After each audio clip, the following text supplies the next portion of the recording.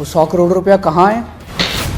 आज मैं इस प्रेस कॉन्फ्रेंस में कह रहा हूं कि 17 सितंबर को शाम को 7 बजे मैंने नरेंद्र मोदी को 1000 करोड़ रुपए दिए थे। कर लो गिरफ्तार उनको। भूषण बेलगवी से टॉर्चर करके, ये 5 नाम तो मेरे पास ही है, पता नहीं ऐसे कितने लोग हैं जिन लोगों को टॉर्चर कर करके बयान लिए गए। ये हो क्या रहा है?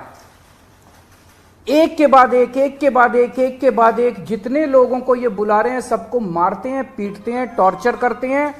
एक ऐसा व्यक्ति है जिसे एक कमरे में उस व्यक्ति को बिठा रखा था, दूसरे कमरे में उसकी वाइफ को और उसके पिताजी को बिठा लिया और उसको बोलते हैं कि या तो इस कागज पे साइन कर दे, नहीं तो तेरी पत्नी को और तेरे पिताजी को भी जेल भेज रहे हैं।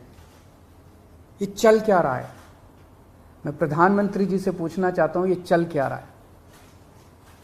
जहां कोई घोटाला नहीं हुआ वहां पे कोशिश की जा रही है जबरदस्ती करके, लोगों से जबरदस्ती करके, मार के, पीट के, धमकियां देके बयान लिखवाने की। एक व्यक्ति है, उससे कहा गया कि कल देखते हैं तेरी बेटी, उसकी 2 जवान बेटियां हैं, कल देखते हैं तेरी बेटी कॉलेज कैसे पहुंचती है। ये जांच चल रही है इन लोगों के। एक व्यक्ति है, उसके वकील ने कोर्ट में खड़े होकर कहा कि हमारे मुवक्किल के, मेरे मुवक्किल के ऊपर दबाव डाला जा रहा है कि दिल्ली के पॉलिटिशियंस का, कोर्ट के अंदर खड़े होकर उसने बोला कि मेरे मुवक्किल के ऊपर दबाव डाला जा रहा है कि आप दिल्ली के पॉलिटिशियंस का नाम लीजिए। ये इनकी जांच चल रही है। इस सारी जांच करने के बाद, 1 साल जांच करने के बाद, ये आरोप लगाते हैं कि 100 करोड़ रुपए की रिश्वत ली गई और दी गई। वो 100 करोड़ रुपया कहां है?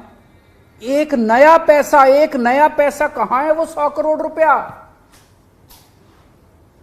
सब इतनी 400 से ज्यादा रेड हो चुकी हैं। मनीष सिसोदिया जी के घर पे रेड हो गई, इतने सारे दूसरे लोग, वो पैसा है कहां? एक नया पैसा नहीं मिला 100 करोड़ रुपए का। ना कोई ज्वेलरी मिली, ना कोई मनीष जी के घर पे गद्दे भी फाड़ दिए इन्होंने, उनके गांव भी हुआ है, उनके बैंक लॉकर भी छान मारे, कुछ नहीं मिला 100 करोड़ में से। फिर आरोप लगाया कि 100 करोड़ रुपया गोवा के चुनाव में इस्तेमाल हुआ है। जी, गोवा के हमारे जितने वेंडर्स थे जिनसे हमने काम कराया था, सारे वेंडर्स पे रेड मार चुके ये लोग।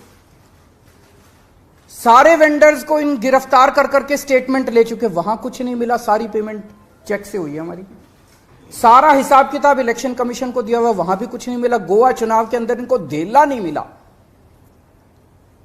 तो पैसा गया कहां? अगर रिश्वत ली तो पैसा गया कहां?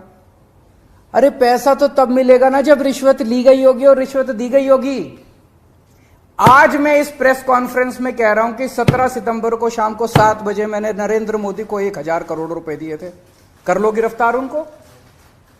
ऐसे तो कोई भी इस देश में खड़ा होकर कुछ भी कह देगा।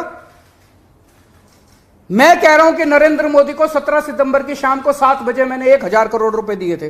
गिरफ्तार करोगे इस बेसिस पे नरेंद्र मोदी को? भाई मेरे पास कुछ सबूत तो हो कहने का।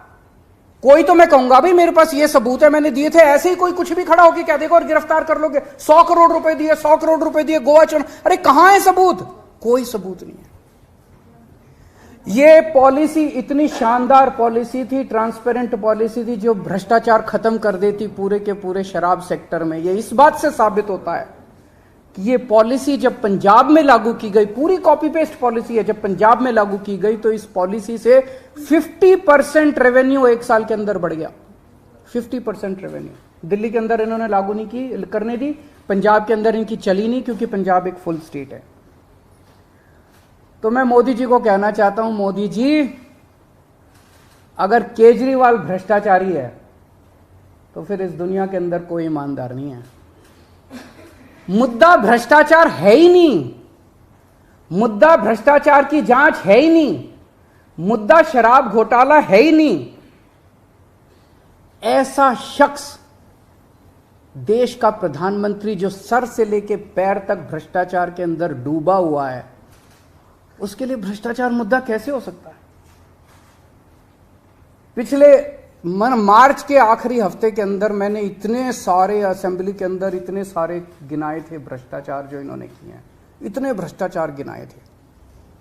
इन्होंने तो मेरे को तभी कह दिया था उस दिन, जिस दिन असेंबली में मैंने स्पीच दी थी, शाम को संजय सिंह का मैसेज आया कि अरविंद जी अब अगला नंबर आपका है।